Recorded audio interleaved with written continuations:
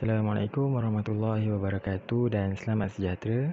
Nama saya Muhammad Hazim bin Hashim dan saya adalah pelajar semester 2 Sarjana Muda Pentadbiran Perniagaan Kepujian Pengurusan Operasi di UiTM Puncak Alam, dan pada hari ini saya akan menerangkan tentang tugasan yang telah diberikan oleh saya daripada subjek CTU 552 iaitu Falsafah dan Isu Semasa.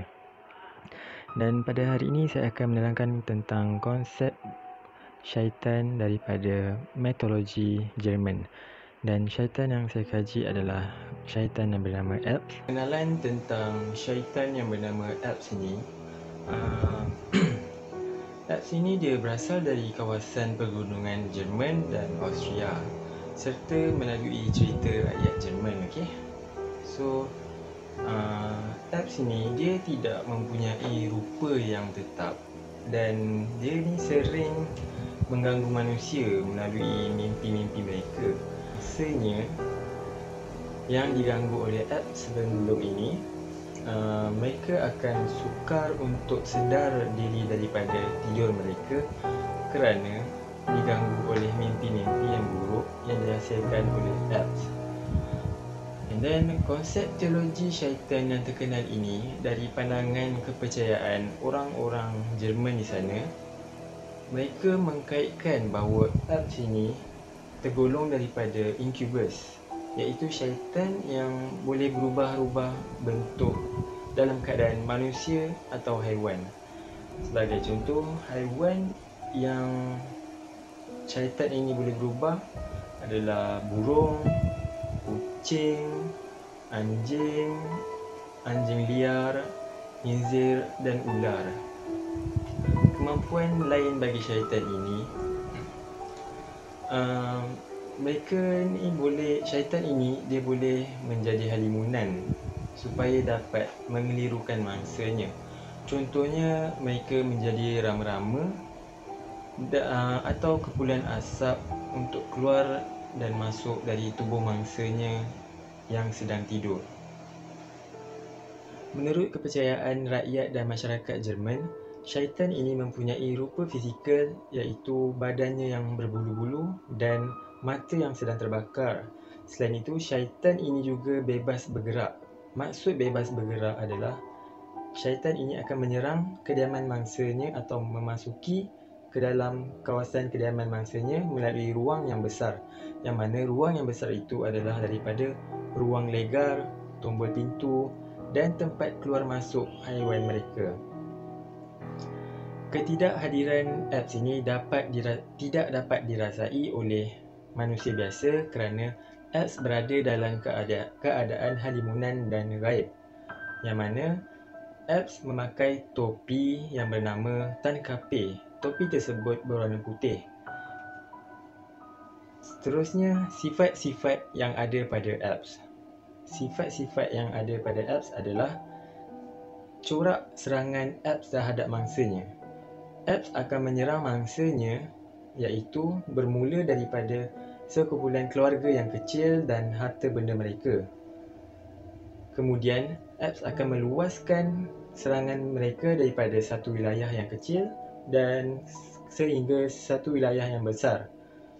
Implikasinya daripada serangan Alps sebentar tadi, rakyat atau masyarakat Jerman mulai percaya bahawa kewujudan Alps berada di sekitar mereka.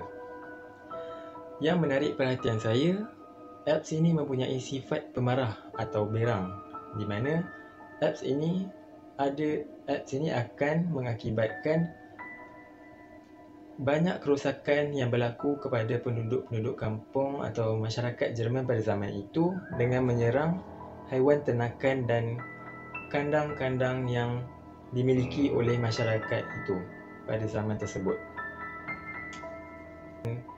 Kandang-kandang yang di samping itu, asal-usul atau kewujudan syaitan Alps. Maklumat yang dapat diperolehi sepanjang kajian ini, terdapat beberapa pandangan daripada mitologi Jerman yang menerangkan asal-usul syaitan Alps ini. Sebagai contoh, sumber yang dimiliki mengatakan bahawa syaitan ini wujud daripada kanak-kanak yang baru dilahirkan, yang mana si ibu menggunakan kaedah ladam kuda, iaitu mempercepatkan atau memudahkan proses kelahiran bayi tersebut. Untuk proses ini digunakan adalah untuk mengurangkan kesakitan yang dihadapi oleh si ibu ketika melahirkan anak itu. Kaedah ini juga digunakan dalam kebanyakannya daripada golongan masyarakat dan rakyat Jerman pada zaman itu. Di samping itu, kewujudan makhluk ini bervariasi, iaitu berbeza keadaan menurut kepercayaan rakyat di sana. Jika sebarang kecacatan yang berlaku terhadap bayi yang baru dilahirkan memberi peluang atau petunjuk yang jelas bahawa bayi yang dilahirkan tersebut akan menjadi syaitan Alps tersebut. Seterusnya, apabila dilahirkan atau lahirnya bayi tersebut dengan tumbuhnya gigi ketika itu, juga pada hari Ahad atau lahir di waktu roh-roh jahat sedang berkeliaran, iaitu pada pukul 1 pagi atau di waktu dini hari, menyebabkan kewujudan syaitan Alps ini. Tugas dan matlamat hidup syaitan yang bernama Alps ini, menurut kepercayaan rakyat Jerman, menegaskan bahawa Alps adalah makhluk yang sangat dahagakan darah dari manusia. Kenyataan ini merujuk kepada tugas yang sering dilakukan oleh Alps. Sebagai contoh, Alps meminum dan menghisap darah dari wanita yang sedang dalam keadaan tidur dan mereka akan menghidapi mimpi-mimpi yang buruk dan dahsyat ketika diserang oleh syaitan ini. Ada pendapat lain juga yang mengatakan bahawa syaitan Alps ini menghisap darah melalui dada mangsanya seperti lelaki, kanak-kanak dan golongan wanita. Dalam kajian ini, tanpa disedari oleh rakyat, salah satu sebab lain yang menyebabkan mereka diserang adalah berpunca daripada perbuatan sihir.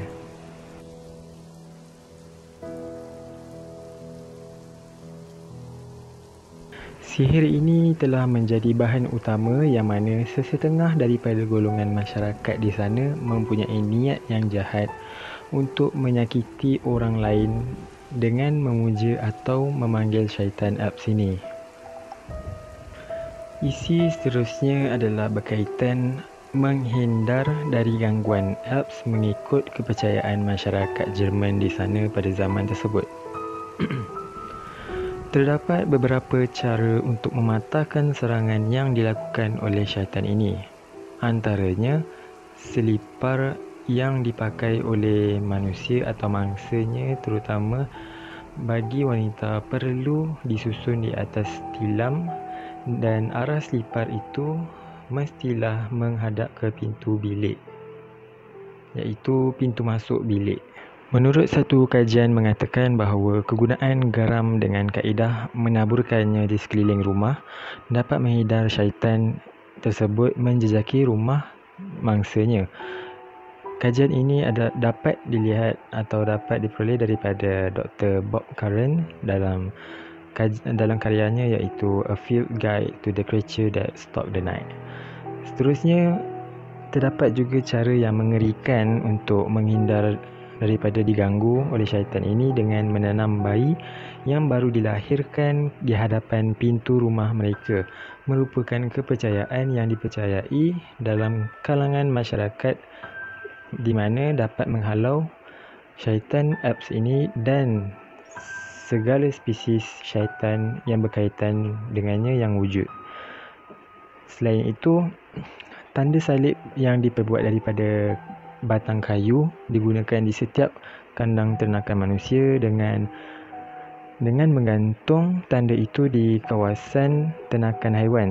Perkara ini merujuk kepada cara untuk menghindar gangguan syaitan Alps menurut kepercayaan rakyat Jerman di sana pada zaman tersebut. Kesimpulan, mimpi buruk berpunca daripada masalah emosi dan konflik yang dihadapi oleh individu.